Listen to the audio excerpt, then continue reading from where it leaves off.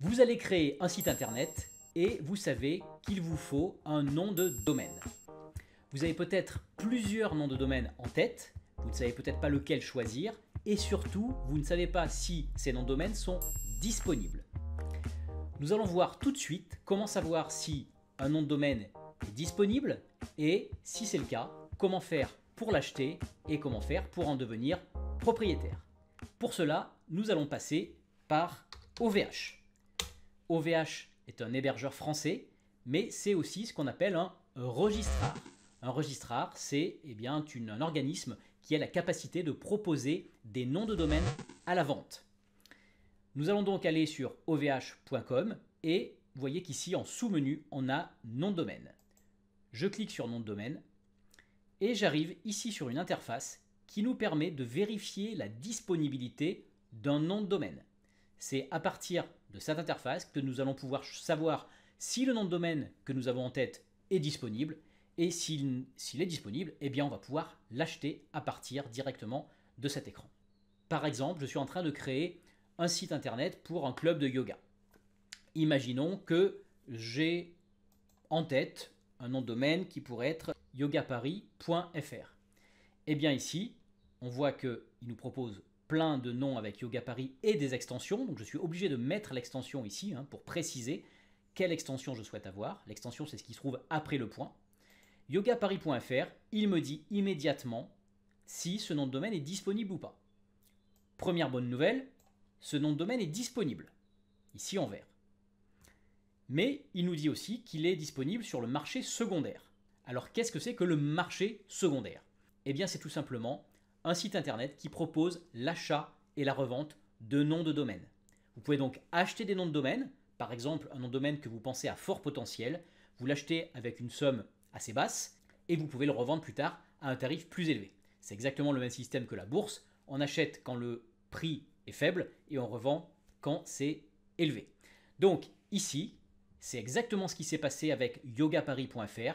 Quelqu'un a probablement acheté ce nom de domaine à un moment donné lorsqu'il était à un prix accessible et il le propose maintenant à la vente à 8 433,65 €. Donc c'est énorme pour un nom de domaine, plus de 8 000 €, mais probablement que ce nom de domaine a un fort potentiel. En effet, yogaparis.fr, on voit qu'il y a la ville, on voit qu'il y a la thématique yoga, on voit que c'est un .fr, donc très, très intéressant pour un site français. Donc il n'est pas du tout étonnant que ce nom de domaine ait été acheté et qu'il soit maintenant proposé beaucoup plus cher. Donc on ne va pas partir du tout sur l'achat de ce nom de domaine là, on va voir d'autres exemples, mais il faut savoir que sur le marché secondaire, vous pouvez acheter et revendre des noms de domaine. Donc on va laisser tomber le yogaparis.fr. Prenons notre exemple, yogaparis.com, je recherche ce nom de domaine pour voir s'il est disponible. OVH me dit tout de suite que yogaparis.com est indisponible. Je ne peux donc pas acheter ce nom de domaine, je ne peux pas devenir propriétaire de ce nom de domaine pour l'utiliser sur mon site internet. Ok, donc je laisse tomber celui-ci. Mettons que je cherche avec un tiret yoga paris, j'essaie plusieurs variantes, yogaparis.com. Donc yoga-paris.com. Regardons ce qu'il en est pour ce nom de domaine. Je recherche. Et là, on m'indique que yogaparis.com, avec un tiret entre yoga et paris, est transférable.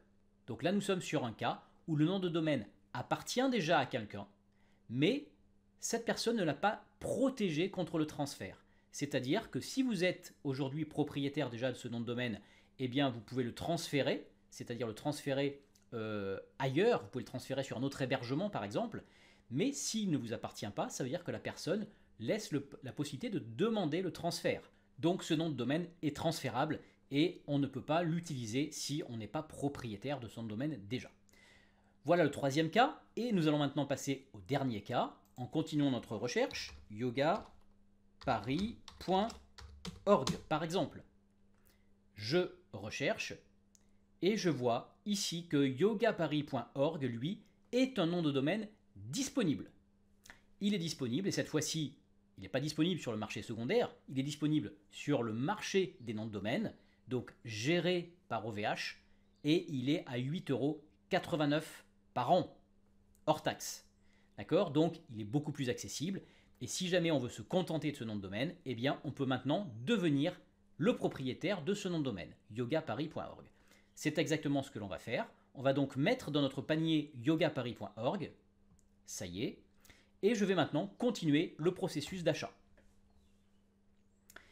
Ici, on me propose d'accélérer le fonctionnement. Nous, on ne va pas prendre d'hébergement. On ne s'intéresse qu'au nom de domaine. On va donc uniquement sécuriser et authentifier les réponses DNS parce que ça, c'est une fonctionnalité gratuite. On va donc prendre uniquement le DNSSEC ici. Ensuite, je garde le service qui est inclus ici, sans aller plus loin. Je vais vraiment prendre le minimum, puisque moi, ce qui m'intéresse, c'est uniquement le nom de domaine.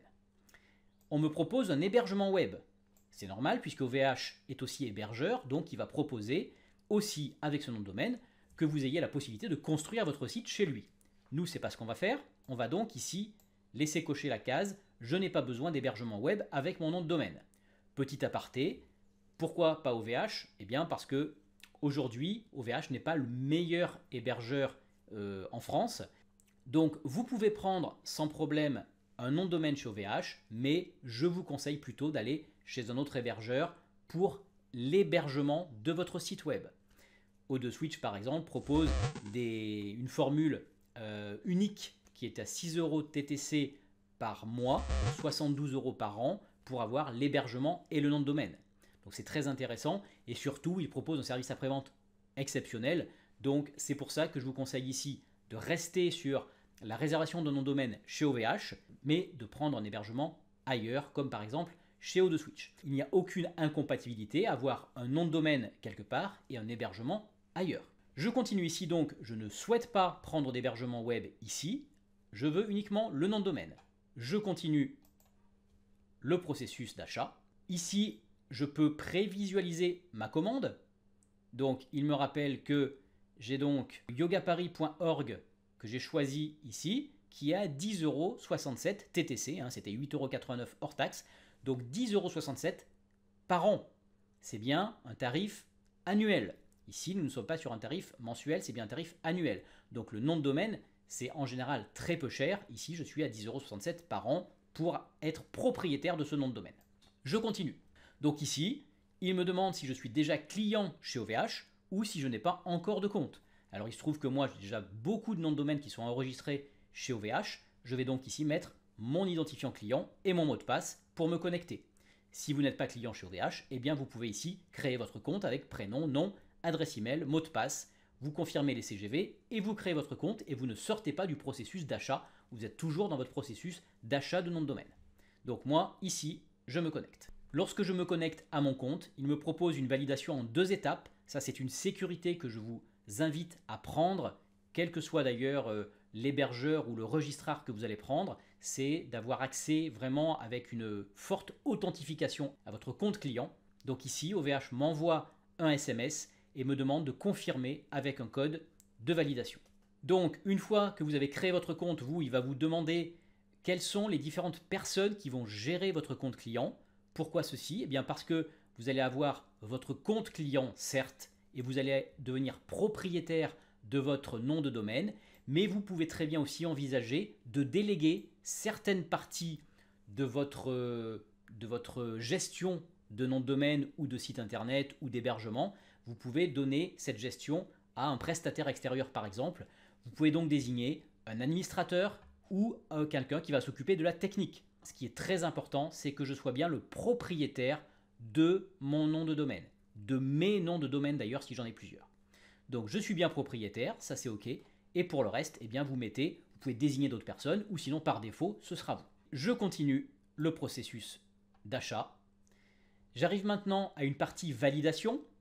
Comme je suis déjà client et que j'ai déjà une carte de crédit qui est rentrée pour le renouvellement automatique, c'est-à-dire que chaque année, au lieu d'avoir une information comme quoi mon nom de domaine va expirer, puisque chaque année il expire, donc quand je dois renouveler mon nom de domaine, eh bien j'ai un renouvellement ici automatique avec la carte bleue qui est saisie et je sais que je n'ai pas besoin de me préoccuper du renouvellement. Donc vous pouvez faire ça ou vous pouvez garder aussi la main en ayant des emails juste avant la date d'expiration qui va vous dire attention, votre nom de domaine va expirer dans une semaine, dans 3 jours, dans un mois, et donc vous serez averti et il faudra revenir sur votre compte client OVH. Donc conservez bien vos informations de connexion et vous pourrez ainsi renouveler chaque année votre nom de domaine. Si jamais vous ne voulez plus utiliser votre nom de domaine, le relaisser à nouveau disponible, eh bien vous ne renouvelez pas et il repassera donc disponible aux acheteurs potentiels. Donc ici, moi je peux choisir en renouvellement automatique par exemple. Je lis bien les conditions générales de vente, etc. Vous prenez connaissance en cochant les cases et vous continuez. Et nous arrivons donc à la dernière fenêtre qui est l'endroit où on va régler le nom de domaine que l'on vient d'acheter. Il nous récapitule, j'ai bien acheté le nom de domaine qui s'appelle yogaparis.org. Je m'apprête à acheter ce nom de domaine. 8,89 € par an, ok, hors taxe, soit 10,67 € TTC par an. Vous pouvez ensuite régler soit par carte bancaire, soit par PayPal, soit par virement, soit par mandat cash. Sachant que si vous payez par carte bancaire, votre nom de domaine va être créé immédiatement. Donc dès que vous aurez rentré votre CB avec le code de votre carte, et bien automatiquement, quelques secondes, quelques minutes après, votre nom de domaine sera créé et vous pourrez tout de suite l'utiliser pour le raccrocher par exemple à l'hébergement de votre site web. Vous savez à présent donc comment choisir un nom de domaine qui est disponible, comment savoir s'il est disponible, comment savoir s'il est disponible sur le marché secondaire, donc en général à un prix très élevé, comment savoir s'il est disponible tout court pour devenir propriétaire, comment savoir s'il est disponible pour un transfert, c'est-à-dire qu'il n'est pas protégé et vous pouvez demander le transfert, mais ça veut dire qu'il appartient déjà à quelqu'un, ou si, quatrième option, il est indisponible et là vous ne pouvez absolument rien faire avec ce nom de domaine, vous ne pourrez jamais l'utiliser tant qu'il n'est pas repassé dans le domaine public et donc il peut être acheté par n'importe qui. Merci d'avoir suivi cette vidéo et je vous dis à la prochaine.